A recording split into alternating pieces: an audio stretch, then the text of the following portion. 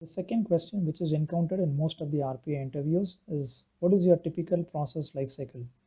So, what an RPA interviewer expects from you for this question is you need to explain about your SDLC lifecycle of your process. The first thing you might want to talk about is your lifecycle model. It could be something you might follow waterfall approach, or you might follow agile approach, or any other approach. So, just touch on that. So the first step in any RPA project is you will receive the business requirement document from your client. Once you receive the document, remember that is not always going to be accurate.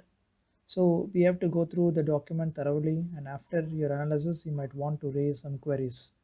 So you will raise all those queries to your client and get the BRD updated.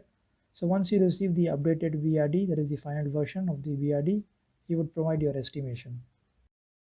So once the estimation is accepted, you would start working on the design documents. This design document depends upon organization and clients, but typically in a RPA project, you would prepare a SDD, which is nothing but a solution design document, or a PDD, process definition document. In some cases, workflow diagram documents are also prepared. Once the document is completed, you would send the document for an internal review and then to your client, and your client may go through the document and schedule a meeting where they might suggest some design changes based on the expertise of the process. So once you accommodate all those changes, finalize the design documents and get it approved. So remember, this third and fourth point might take place multiple occurrences. After that, you would kickstart your development activities.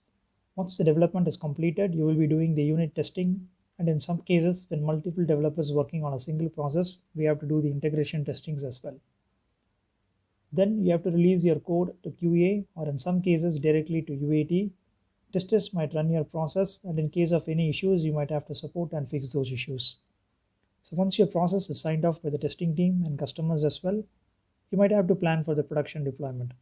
For that, you will have to prepare a deployment plan, checklist, and handover document.